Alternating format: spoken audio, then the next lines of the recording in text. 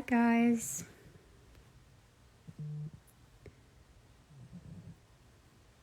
There's someone that I'm gonna talk to because I feel like it would be nice to just have a conversation. Um, she's someone that is very calming and a good friend of mine. And I'm really wanting to calm everybody, and I know that this is an anxious day. So I know it could be a lot, but once we get Stacy in, we can ask her some questions.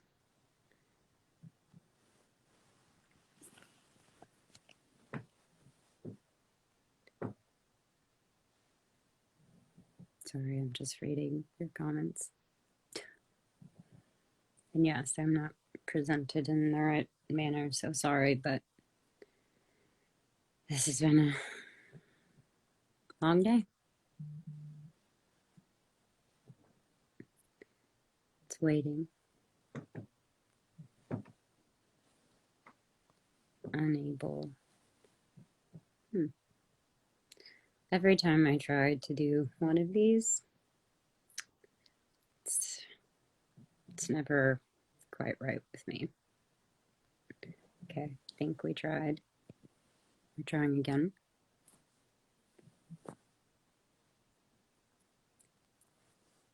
How you can vote is you can actually vote in person. That's what is suggested. Mail-in ballots, I don't suggest. You can find your local ballot spots, and you can vote in person today, right now, whenever. I got a text from my Thea, my aunt, and she sent this message of her, and she said she waited 20 minutes. I know that some are going to be much longer than that, but she waited 20 minutes and she voted today. Yeah, I know that I am going to laugh. Somebody is talking about trying to take their mind off of it. I understand.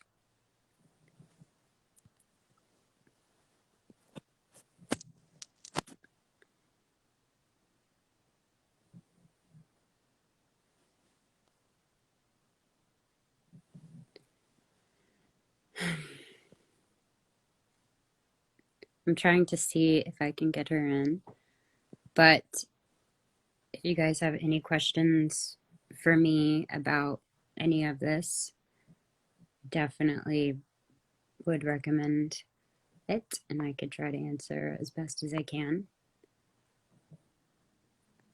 I know that a lot of voting in a lot of these states that also have different changing demographics of states like Texas and Arizona and Georgia. So it's really important to just go out wherever you can and do that. If you already have, by the way, that's amazing, and I couldn't be more proud and excited that you voted. Stacy, Hello. I knew we'd how get are it. you? Oh, you look amazing. Well, thank you very much. The problem is you're naturally beautiful all the time. Oh, good grief. We're not going to waste any time with that. Well, Um, but I was just going live with some of my fans and let them know that I want to have like a easy conversation and just maybe put some calm energy out there and ask a few questions that I have and that I want to ask you. absolutely. Hit me. Okay. Well, I hope you're good, first off. I So I have this question for sure. Both Texas and Arizona are on the verge of not only flipping in terms of presidency, but also delivering Democratic Senate candidates to Washington. Can you tell us about the importance of voting up and down the ballot and who you are supporting? So you're absolutely right. These elections, the presidency matters, of course, and we want everyone to vote for Joe Biden. But sending a president to the White House without sending a Senate that can help make their visions a reality means basically we get what we got in 2015 15 and 16 when President Obama couldn't appoint judges, when he couldn't pass legislation. And so what we want to do is make sure that we elect MJ Hagar in Texas. She's running against John Cornyn, who has really done nothing for the last 6 years. And we need someone who's willing to actually do their job. MJ is a fighter pilot. She's a mom. She has just done so much work to help women, but also just to help those who have been left behind. The second candidate in Arizona is Mark Kelly, former astronaut, husband of Gabby Giffords, the congresswoman who was shot by basically a domestic terrorist. And they turned their pain and her injuries into the Giffords organization, which has done so much to push for gun safety. And that's a critical issue because Mark is one of those guys who is an independent thinker, but he believes in progress. He's up against Martha McSally. We almost got rid of her last year or 2 years ago, and when Kirsten Sinema beat her, well, she came back again, and this time it's Mark's turn to beat her, because we need senators from Arizona who not only defend the Latino community there, but also defend the Native American community that's been targeted by Republicans to steal their right to vote. And so we need someone like Mark Kelly, who's working with Kirsten in Arizona to defend the rights of all communities, but especially the Latino and the Native American communities in Arizona. Absolutely. Can you tell us about what to expect over the next few days, as the election day winds down and states begin the process of counting ballots? So I'll start with this. If you have or know anyone who has an absentee ballot or mail-in ballot, you have to hand deliver it. We know that unfortunately the Postal Service has been weaponized by the GOP. We've tried to take it back, but it's still running slow. And for many people, the only way to get your ballot counted is to take it directly to your county office or county elections office or to a polling place and return it. But here's what's going to happen next. Once those ballots are tabulated, those ballots are going to be received. They're going to start opening those ballots and tabulating them at the same time that they start tabulating votes that showed up in person. This will happen after polls close. What that means is that it's going to take some time because polls close in Arizona and in Texas at 7 p.m., but that's Central Standard Time. So I think Arizona is actually Western or Mountain Time. And so we have to be patient. It's going to take a minute because we have so many people who had to vote early, in part because of COVID. But that's not a bad thing. It's a good thing when we have alternatives so that people can protect themselves, protect their neighbors, protect the community. But it's going to take longer to count those ballots. That means that we probably won't have a firm answer tonight. Usually we get a projection that says, here's based on all the data, here's who we think won. But the reality is nobody knows until usually 2 to 3 days later for sure. Mm-hmm. What we want in the absence of a landslide where it's completely unambiguous, what we have to do is be patient. The way I say it is we have to ask for slow and right rather than fast and wrong.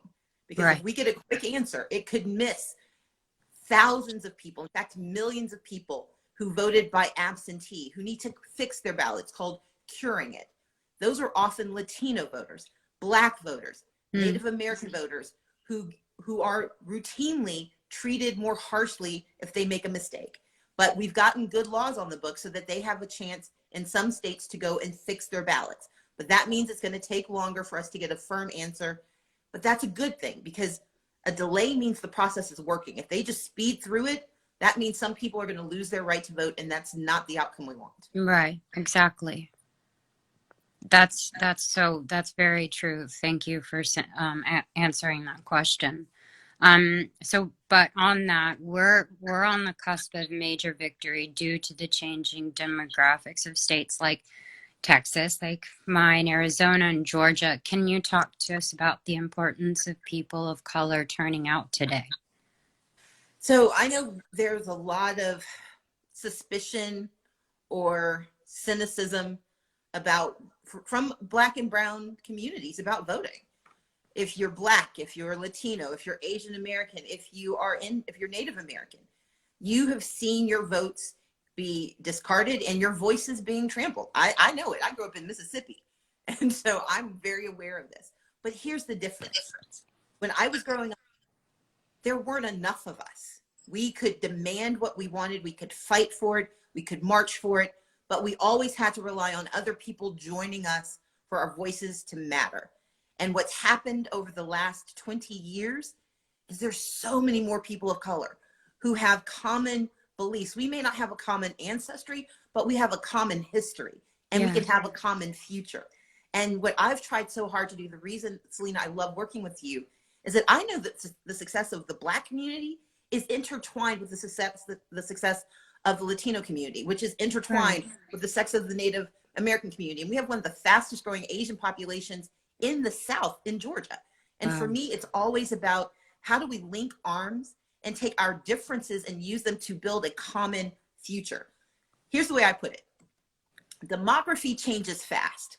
Politics changes slow.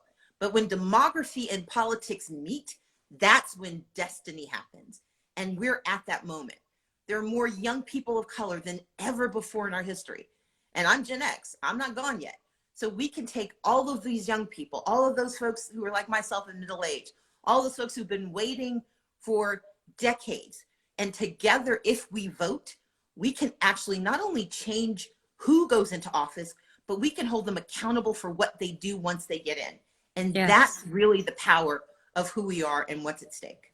That I think a lot of people don't, realize that or recognize that. And that's so important that just equally what's going on the inside is beyond what's on the outside. So, yes. I wanted to ask as well. So, I voted. I voted early. If folks have already voted and they're getting anxious about waiting for the results, what can we, like, how can we be involved in the fight to ensure that every vote is counted?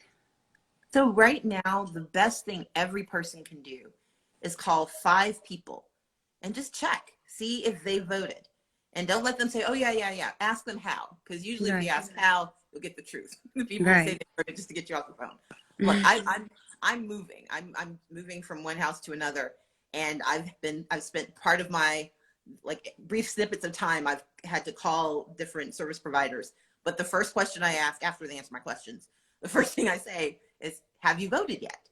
And I had one young woman who said absolutely. She told me she got her son to vote. And another young woman said, no, I didn't vote because I'm politically neutral.